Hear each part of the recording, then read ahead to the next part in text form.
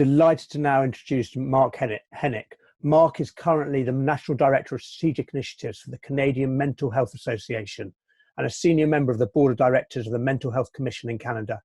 Mark's TEDx talk, Why We Choose Suicide, is among the most watched in the world. Ladies and gentlemen, Mark Henick. Thanks so much, Nick, for having me and giving me the opportunity to speak with your audience today. It's a real privilege for me as a Canadian to be able to reach across the pond and be able to work with organizations and individuals in audiences all over the world. I've had the great privilege of doing this for more than a decade now, actually, communicating the importance of mental health from a very personal perspective. So as I was thinking about what I wanted to talk to your folks about today, I considered what some of the other speakers would be offering and the really valuable clinical and practical insights that they're offering. I'm hoping to take a little bit different of an angle, although I've done the corporate workshop, corporate mental health workshop thing for a long time now.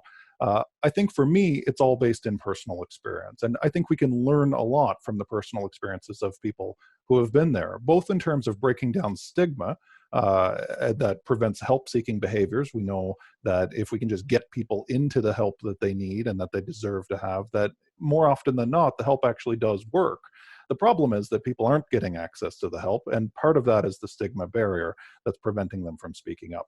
So we know from research, for example, here in Canada at Queen's University, some really wonderful research happening at King's College London as well, that one of the most effective ways to break down the stigma that prevents people from reaching out for help is something called contact-based education. Talking to people who have been there, who are able to share their story about what worked for them, but also what didn't. What did people say to them that maybe made them retreat more? If they're anxious and terrified that this is such a difficult time, such an unusual time, which of course it is for everybody, how can we actually invite meaningful, helpful conversations when people maybe are at risk or are struggling more than some others? So when I think about my broad range of experiences, I think that I wanted to showcase for you today, both as a speaker and as a workplace mental health education consultant, I really wanted to be able to zoom in on some of these personal pieces. However, my goal in doing this is very specific. What I've learned, both in my personal life and my professional life, is that people want to talk about their mental health, no matter what the circumstance is. Even in as unusual an environment as we are presently in, people want to talk about how they're feeling. They want to talk about how hard it is. And in fact, on my social platforms over the last 2 weeks or so, I've noticed that many people who had prior experience with mental health problems and illnesses or pre-existing mental illnesses are starting to say that this time has actually been good for their mental health in some ways, that they feel more connected, not only with those around them, but with the entire world, that the type of social cohesion that's starting to develop as a result of the social isolation, ironically, is that it's actually improving their mental health in some ways, that we're finding ways to connect with people that we had lost. So in an environment where sometimes we have no other choice but to look for the silver lining, we're starting to see some really beautiful, hopeful stories come out of that. And that really connects with me, I think, because that's what I was seeking as a young person growing up with a mental illness. Now, I didn't know that at the time when I was 12 years old thinking about suicide, because partly of my brain and the way that my brain works. I had later been diagnosed with depression and anxiety. But at the time, I thought I was just a strange kid, that nobody knew what this felt like. Nobody knew what this was like. And I felt like I couldn't tell anybody. I felt that isolation every single day. You know, it's some of us introverts and people who had been depressed and anxious for a very long time, when the social isolation started, welcomed everybody else to the party. Well, this is what it's like for us every day. This is strange for you, but this is what it's like. So I think that part of that has been community building. Now, you know, in my keynotes, I walk through and I functionally analyze and process and draw the messages out of my entire struggle, but only with 10 minutes here with you today. I'll give you the Cole's Notes version of what I was able to learn from that struggle. Because again, what else can you do with your struggle but learn from it? It can conquer you. You can allow the waves to wash over you, or you can do something with it, which is ultimately what I've chosen to do throughout my entire 20-year career in doing this so far. So for me, I think it culminated in a moment that, for those of you who have seen the TED Talk that Nick generously mentioned, for me, it came on the edge of a bridge. I had become what's unaffectionately known as a frequent flyer of the mental health system. I'd been in and out of hospital so many times with suicide attempts, with depression and anxiety, with conflict at home and so many other issues, until eventually I felt like I just couldn't do it anymore. And I needed to escape the isolation that was around me all the time, in my own mind, largely, that I had internalized the social stigma that was around me, and that I felt like I couldn't break out of my own mind. As many of you may feel now, staying home and unable to leave. That's how I felt all the time. So I had climbed over the railing of a bridge in my hometown at about midnight, fully intending to die, until somebody stopped their car. I don't know how long I was there, but somebody stopped their car on the bridge. He got out. Many other people had driven by, but this guy stopped, a complete stranger. He approached me at the railing and he talked to me.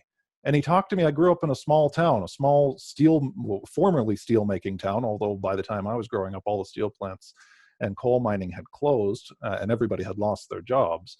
But he stopped and he walked up to me and he talked to me just like he would talk to anybody else on the side of a street in a small town, except I was on the wrong side of a railing of a bridge at 15 years old, about 40 feet above the ground, ready to die.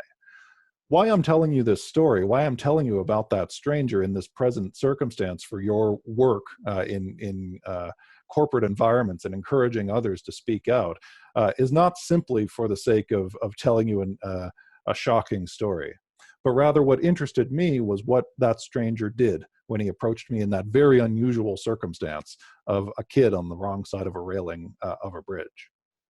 He didn't suddenly run up and grab me. He didn't pull me off the bridge. He didn't invalidate my experience at that time and how hard it was for me. And he also didn't, what I call, slide into fixer fixation. He didn't try to tell me that everything would be okay, because he didn't know. He didn't know me or my life. He didn't know what I'd been through before. I hear this from managers and people working in human resources and occupational health and safety all the time. How do you help somebody if you don't know really anything about them, if you only have a very brief moment to try to figure out what their issue is and then to move on? But what he did do was ask me questions. He asked me about my life, about the people that I cared about. He asked me what I did with my day, what my hobbies were, what my favorite subjects were in school. He asked me about the things that I was interested in. And to me, that seemed so unusual, because I felt like everybody had been so hyper-focused at that point of being such a frequent flyer of the mental health system on my problems, that they never actually took the time to get to know who I was as a person and what I was interested in and what motivated me. He kept me on the railing or on the edge of that railing for long enough that eventually the police had arrived. And I noticed when I started to zoom out of the dissociation that I was in that place, because when you're in a mental health crisis, everything collapses in on itself. Everything else starts to fade away, because that's our survival mode in the moment of the trauma.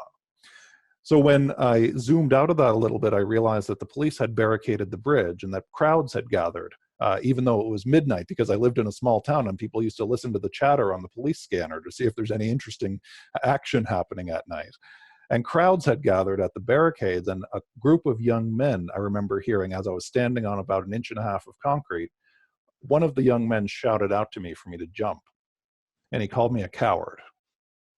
And in that moment, I was struck by the dichotomy of these two strangers. One man who decided to pull over even though he was scared and talk to me, even though he didn't know what to say, even though he clearly wasn't a therapist or a mental health professional of any kind, just to stop and talk to me like a normal person.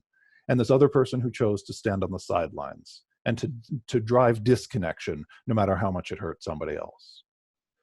When he said that, I let go of the railing and I started to fall. But since I had this other guy right at my back, who I never even remembered his name after that, he reached out and he grabbed me. And then somebody else who I had never even known was standing behind me grabbed me too, and they pulled me backward over the railing and put me in the ambulance. Although that was my 7th time being admitted to the psychiatric ward for a mental health crisis, it was actually my last. And 2 days later, following my discharge that time, it was the first day of spring. That stood out to me for a couple of reasons. One, I had the opportunity to decide who I was when I left the psychiatric ward that time. I was burned into my mind this image of these two people, the one who chose to stand at the sidelines and the one who chose to have my back. And I decided in that moment that I got to choose which of those two guys I could be like when I left here. Now, when I did that, I don't want to be Pollyannish with you. It wasn't like suddenly, hallelujah, all of my life was better and all of my problems went away. For those of you who are tasked with helping people in your workplace, you'll know that that's not how solutions work. That's not how recovery works. Recovery is strange and circuitous often. But it was that 1 degree shift that let me know that there was somebody else out there who cared, and that maybe I could be like that person too who reached out to others. That's what started to break down the silence for me. And that's what started to make things move for me and give me the passion and purpose to move on. So it wasn't until many years later that I did this TED Talk and it went viral all over the world that I realized that I had no idea who this stranger was who saved my life. I decided I needed to find him, and I'd been doing media work by that point. I've now done more than 150 television and radio segments on mental health, advocating for people to speak up just like I just did, because it's fine to have these wonderful grand theories and clinical theories about how we should ask people if they need help and reach out to them. I think it's more impactful to actually show people what that looks like through our actions, by walking the walk in addition to talking the talk. So I decided I need to find this stranger. I went on television and asked for the public's help. This story goes viral all over the world. It gets picked up by the Independent there in the UK, and suddenly I've got the whole world at my back trying to find this stranger. And within an hour, I start getting flooded with messages on social media of people who said they knew who I was talking about.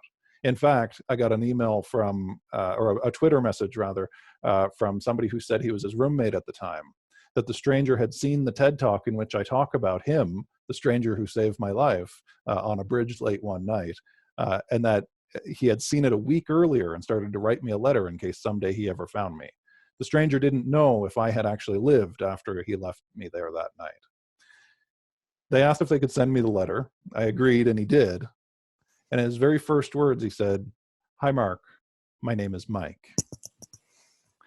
When Mike introduced himself, I think that moment of validation for me had proven that what I had been doing for the last more than 13 years by that point since, because of him, mattered, that it was real, and that one little action that only took place, that simple conversation that had only took place over the course of about 10 minutes, I later learned, changed everything for me.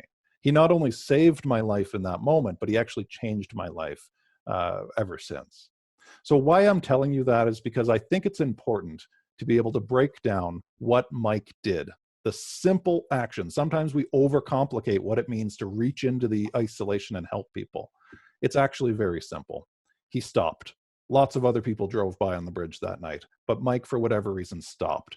And part of that was because he was present. He was paying attention to the people around him. It's so easy just to coast through life disconnected from everything that's happening around us, but Mike was paying attention.